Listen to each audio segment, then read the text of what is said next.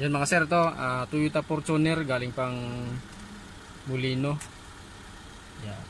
Bali ang issue niya, blackout yung panel gauge. Yan. Naka-on na yan mga sir, pero wala, hindi gumana yung panel gauge. May time daw sabi ng may-ari, pag nabila daw sa araw, yan, gumagana siya. Pero madalas daw talaga ganito, blackout. Yan, blackout siya. Toyota Fortuner. Yan, buksan natin ito mga sir para ma-repair na natin. Yan, ito na mga sir, natanggal ko na yung panel gauge ng Fortuner. Blackout issue to mga sir. Sabi ng may-ari, pag may time daw na pag yung mainit na mainit yung araw, pag nabilad sa parking to, gumagana daw, pero saglit lang din daw, nagba-blackout na naman daw. Tapos yun, madalas nga to blackout daw talaga, sabi ng may-ari. Sumpong-sumpong lang yung nagana pag nabilad. Buksan na din ito mga sir para ma-repair natin.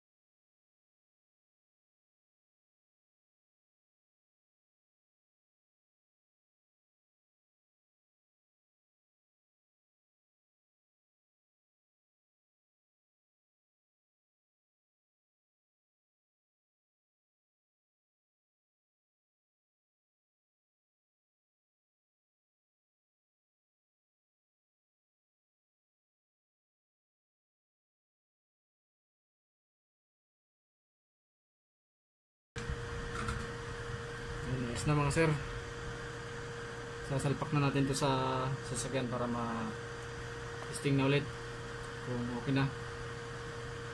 Ayan, palitan ko na yung lahat ng kailangan palitan.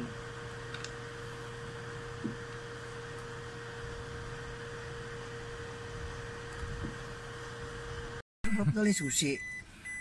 Kaya hinugot ko eh. Yan, okay na mga sir, yung ano, yung panel gauge ng Toyota Fortuner na blackout. Ayan, ayos na. Okay na siya. Yun. Gana na rin yung ano sir, yun. Kita mo na yung fuel mo sir, tapos yan, yung temperature, RPM. Kasi nung isang ano kaya naman na pagawa yan. Nung isang beses nag-overheat. Nag-overheat na to? Hindi na nakikita. Hindi napansin yung ano. Kasi nga kaya tsaka nahihirapan siya, may sa karga siya ng karga ng gasolina. Siyempre hindi nga mahirap talaga yan, wala kang basihan eh. Wala eh. Di mo monitor. Sabi sa kanya, flashlightan mo. Hindi, yun no, pinlashlightan. Hindi talaga yan nagana sir. Nakababa lahat. Sabi ko wala. Sabi ko patay naman pala ka ako. Hindi kasi talaga gagana ka ako. Basta ganun sir, blackout, talagang hindi yan gagalaw lahat. Ay, maiba ko ano ang warranty niyan. Ano sir, ayos na sir yung ano, pati RPM. Gana na rin yung speedometer. Kung walang problema ang sensor. Gana na yan, matik sir. Sa buhay. Ang pinagawa niya naman sa akin yung ilaw eh. Ilaw nito sa labas? Hindi yung ilaw.